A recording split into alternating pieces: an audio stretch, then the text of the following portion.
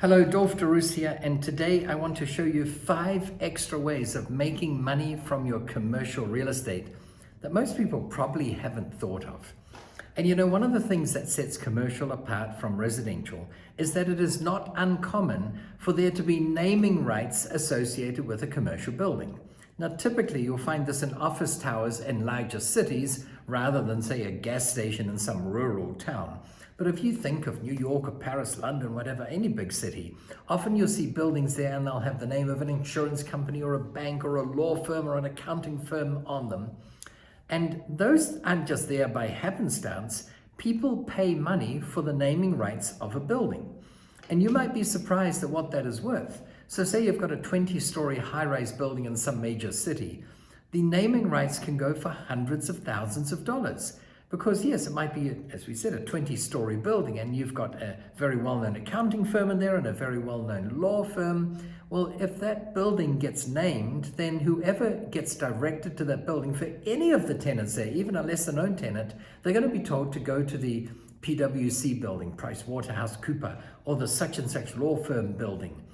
And that's going to increase the awareness and the perceived awareness of the tenant who's got the naming rights. Usually the naming rights go to someone in the building, of course. I've known buildings where it's being known as Kodak House, for instance. Well, Kodak is a name that's not as popular anymore. It used to be a word that everyone used. It was used as a verb. People go Kodak around taking photos. But it became a bit of a landmark in a sense. So the naming rights are worth a lot. And even if it's not in the $200,000 league, you're in a smaller city and it's only an 8-story building, you will still have naming rights associated with it. Now, this is especially relevant if you own a building where up until now, there's not been a name put on the building. If you can create the naming rights and sell it to one of the tenants for, say, $20,000 a year, then at a cap rate of 10%, that's worth $200,000. At a cap rate of 5%, it's worth $400,000. That is pretty amazing. That's like creating $400,000 of capital value by exploiting an idea, and that's all it is. And most of the things we do in commercial real estate are just ideas, and we've figured out a way of turning these ideas into capital value. Now, can you bank the $400,000? Well, you probably can't sell the $400,000, although if you sold the building, I don't recommend selling. I think people who sell tend to regret selling. But if you were to sell the building, whereas before, let's say you could sell it for $3 million, now with the naming rights in place, cap rate of 5%, and it's worth $400,000 naming rights, you should be able to sell that same building no longer for $3 million, but for $3.4 million. So in that sense, yes, you've created it. Or if you use the collateral you've got in the building to apply for a new mortgage to do a refinancing job, the new appraised value of the building will be $3.4 million because you've got the rental from the tenants that you had before, but you've got an additional $20,000 a year coming in because you sold the naming rights, so you leased the naming rights. This is something that is undervalued. Never assume that, well, no one would be interested here. Even if you've got a 2-story building and it's only got 2 tenants in it, offer to sell the naming rights, right? It's just a matter of how creative can we be, and if you come up with an idea, no matter how wacky it is there someone who's willing to pay money for it? Now, I'm not suggesting you sucker someone into paying $20,000 for naming rights that doesn't benefit them at all. That's not the point. For most of these tenants, they will reap a greater reward than the cost of $20,000 by having their name on the building. Everyone driving by in the region will see this company's name on it. Oh, I need an accounting firm. I should use them. It's how it works. So that's the first of the ideas that we're going to explore today. Sell the naming rights. You'll be surprised how often you can do it. You'll be surprised how easy it is. And I think you'll be surprised at how grateful the tenants are who are paying you the extra $20,000 a year or whatever it is for you having come up with this idea. Related to this, but quite distinctly different, is the ability to have a billboard on a commercial building. Now, usually your ability to put a billboard on a residential property is limited because of zoning, right? City ordinances, city council rules, whatever you want to call it, they won't generally allow you to put a 10-meter or 10-yard by 5-yard billboard on a residential property. Commercial is different. I know they're cracking down on it, but there is also, I might add, a difference between erecting a standalone billboard on a commercial property, which will probably be fraught with lots of council regulations, and turning the end wall of an existing commercial building into a billboard. In other words, there's nothing necessarily wrong with painting the logo of a company or an image or an advertisement on the end of a building. Now, it depends on what the end of the building is made of as to whether you'd want to do this, because clearly, if the end of the building is largely made of glass, it's windows, then you're not going to want to cover the windows with a massive big billboard. But very often, and you'll see it in any city, any town, driving around, often a commercial building was built, there was a building next door, they tore down the building next door, they haven't replaced it, there's a blank wall there. Or they know that it's a blank wall and it's not going to be any windows there because one day someone is going to build there. So you'll find lots of blank walls. Or maybe it's a massive 6-story building with only 6 windows in it. These things happen. So use your own discretion, and you might be able to find a way of putting some kind of a billboard on the side of a building. And just to give that some perspective, I once looked at a commercial building. It was available for sale. It had been used by a rope factory, a factory that makes rope. And to make rope, you can imagine they take twine, sometimes it's strands of synthetic material, poly, whatever, those long string molecules. And sometimes they take more naturally occurring things like hemp or whatever, and they need machines that wind it and twine it and twist it. So this building was about 300 yards long and only 2 or 3 yards wide. It was very impractical. And to make matters worse, it did not have good access because it was sandwiched between the busiest highway in the country. It was known as State Highway 1. That was the main thoroughfare going up and down the country. And on the other side, there was a railway line. And what that meant is that it was very difficult for vehicles to come and deliver goods that they might have been storing there or whatever. So the question became, what can you do with a 300-yard long building that's only 2 or 3 meters wide? And there was no tenant for it. After the rope factory left, they tried for a long time to get a tenant and they couldn't find one. And the answer is embedded in the question, or what I've been talking about already. You have to sometimes be creative, and the extent to which you can use lateral thinking will determine your ability to succeed in commercial real estate. That's why anyone who's got a creative mind will tend to do very well. And as some of you might be figuring out already, we converted this building from being a building, a structure that you use to store things inside it or to manufacture something inside it, to a structure used to prop up billboards on the outside. In fact, the walls of the building became the backdrop for a massive series of billboards, and I forget how many we got there, but they were sandwiched side by side. And the fact that it had poor access is good because it was between, you'll recall, State Highway 1 and a railway line. That means on any given day, there were a couple of 100,000 cars that drove by there. So it's a perfect location for billboards. And for anyone wanting to build that number of billboards there, equivalent to what we had with this massive wall, it would have cost a fortune. And we already had the structure there. All we needed to do was to paint the material, the billboard material on the wall, or stick sometimes they use wallpaper-like material. We just had to prep it so that it could have these things stuck on it. So billboards are a great thing that you can do to commercial property to change it from zero income to substantial income, or from substantial income to even more substantial income. I love this concept of billboards. And if you think that these are contrived examples, that's okay. I love contrived examples. Even if you only do one of these things once in your life. Remember, firstly, it's not a one-off lump of income you're generating, it's recurring monthly income. So if you get money from a billboard, you'll tend to get paid monthly. And even with the first idea we had, if you put the naming rights on a building, you'll get paid every year, every month for that. So it's really worth doing. There's another category that is even more ephemeral, it's even harder to grasp and catch, and that is when you sell the air rights to a building. Air rights is where you give someone permission to do something in the airspace above a building. So let me give you a practical example. We were in Sydney. I was actually running a commercial real estate event there, and we went out in the field looking at deals, and we came across a building, I believe it was a 14-story building right beside the Sydney railway station. And it wasn't very well occupied. It was only about 7% occupied. However, it had a billboard on the roof, and this billboard was generating, I remember the number for some reason, 523,000 Australian dollars a year. Now at a cap rate of 10%, that means that having that billboard on the roof made the building worth, for no other reason than the billboard, $5 million, a bit over 5 million, right, at a 10% cap rate. It had tenants on the other floors, only 7% occupied, but if we could figure out a way of getting that more fully occupied, 80, 90, blissfully 100% occupied, then the value of the building would have gone up even further.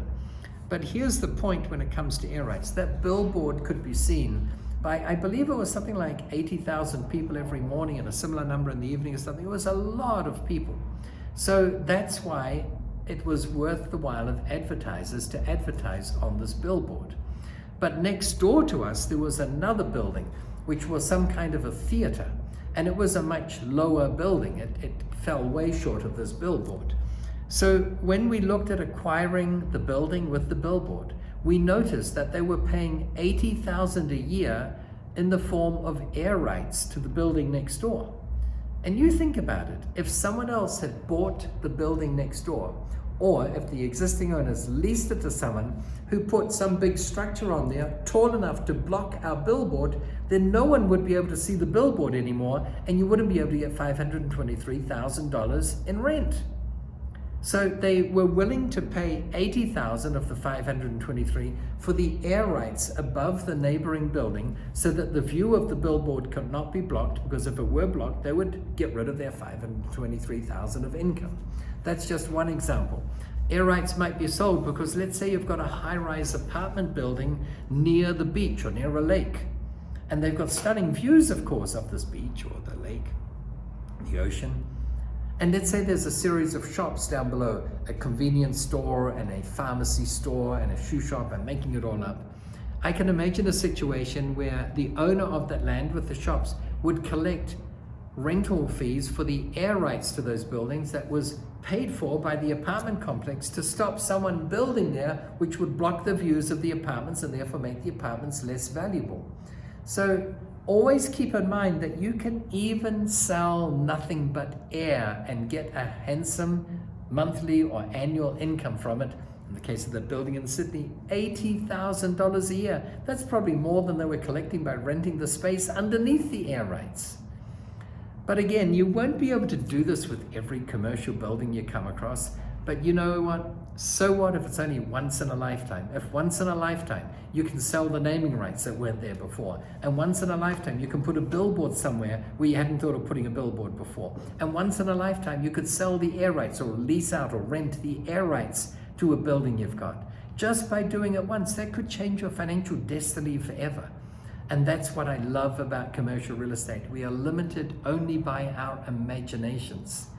And wacky as these ideas are, you know, they happen. So another example I often quote is how once we turned $20 into $2 million overnight. And when people hear this, I've had them say it to me. All right, Dolf, we enjoyed what you said up to now. It all seemed reasonable. We could make head or tails of it. But turning $20 into $2 million overnight, now you've gone off the deep end. That is just too wacky of an idea. We've lost faith in what you're trying to tell us. Until they hear how it happened, of course. And by the way, full disclosure, to go from 20 to 2 million overnight, you'll probably want to know what on earth was the $20 spent on? Well, the $20 was spent on a bucket of white paint and a brush. I'll say that much. And I will tell you how we turned that into 2 million overnight, but I have to give you a bit of a background first. Firstly, it happened in Jakarta. Jakarta is the capital of Indonesia. Interesting aside, if you're talking about real estate and ongoing and relentless increases in real estate values, it was announced a couple of years ago that the Indonesian government was looking at relocating its capital, starting from scratch on a new island, the island of Borneo actually, in a part of Indonesia known as Kalimantan. They're going to build a new capital. And then it was confirmed just a few weeks ago that they are actually going ahead because Jakarta as a city is sinking. It was built on swamp ground. And not only that, it is known as the most congested city in the world from a traffic perspective. So Greater Jakarta, about 10 or 15 million people, a huge number of people. The roads weren't designed originally to take the volume of traffic that they now have. So it literally means that when you talk about going somewhere, you don't measure the distance in terms of kilometers or miles, you measure it in terms of hours it would take you to get somewhere. Oh, I have to go to such and such office. Well, that's a 3-hour journey. That's a 2-hour journey. And believe me, when you travel in Jakarta, The distances aren't that great, so the fact that it takes 2 or 3 hours means you're crawling along extraordinarily slowly. And you might say, well, why don't you just get out of the car from the traffic jam and walk? Well, there are 2 challenges. One is the sheer heat and humidity. It's very difficult to walk for any length of time in that heat and that humidity. But secondly, lots of other people are walking. The footpaths or sidewalks are pretty congested as well. So usually that's not a very viable option. So you measure how long it is to go somewhere in terms of hours.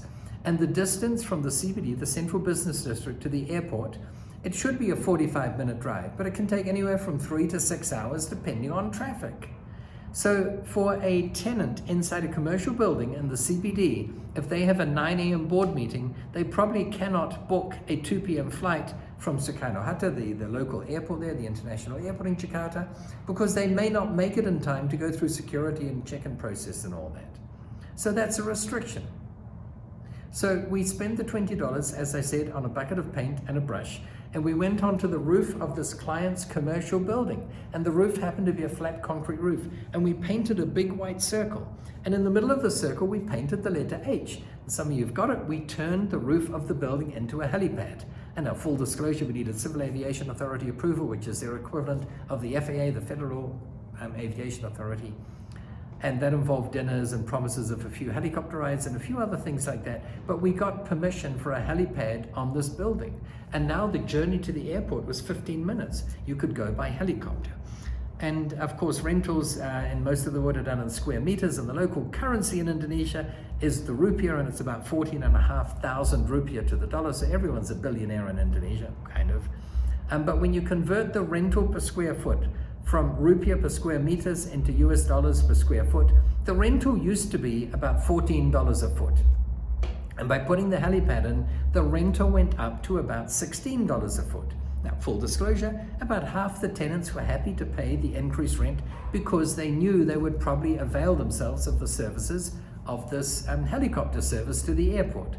The other half knew that they probably would never use the helicopter to get to the airport, but they were still happy to pay the increase in rent because they had bragging rights. They could say, yes, well, our building, you know, it has helipad access to anywhere you want to go.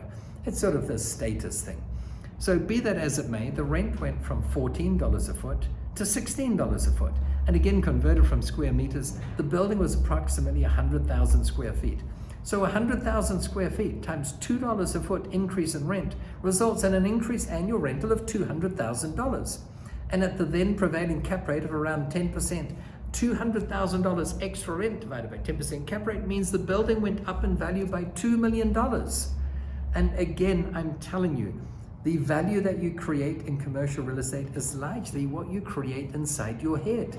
That is why I always say the most valuable piece of real estate is the 6 inches, give or take an inch or two, between your right ear and your left ear, because it's what you create in that space that ultimately will determine your net worth, your income, your ability to generate more wealth, your ability to take time off. It really is worth thinking about. So we've seen all these ideas where you can turn a mere idea into money. The idea of giving a building a name and then having someone willingly, you're not forcing anyone to pay you money to have their name on the building, but ego comes into a lot. In fact, we often say that one's ability to succeed in life is dependent on the ability of that individual to suppress their ego. And many people have an ego, they want to see their name in lights. So yes, they will pay big dollars to have their name or their company name on a building, and you can cash in on that by selling those naming rights. You can put billboards there, as we've seen. You can sell the air rights to a building, and you can even put a helipad on the roof of a building and increase its value. And by the way, again, I say you can't do this with every building, obviously, but we've done it with estates too, like residential properties. We had a residential property, I forget what it was going for, but something like $700,000. And then we put a helipad in the garden. And what that involved is ordering a concrete mixer truck to come and deliver some concrete on a Saturday morning. And he duly arrived, and it was the lady of the household who said, oh yes, could you dump the concrete in that hollow there next to, you know, that area, you can see it over there. And he said, somewhat not very politically correct, well, is it all right if I could speak with your spouse for a moment? And he came out and said, yes, absolutely, just dump it there. So anyway, he put the concrete there, they flattened it out, they let it dry, they painted the white circle and the letter H on it. And the concrete cost something like $800 delivered and all that sort of thing. But the value of the property went from $700,000 to $750,000 because now it had a helipad. And even if no one would ever avail themselves of the use of this helipad, the fact is that in the listing you could say it was a country estate, it had 4 bathrooms and 3 bedrooms, whatever, and 20 acres of paddock. And by the way, it had a helipad in the field. It suddenly changes it. So I'm not saying you can do that with everything, but to the extent that you can, it does change the value.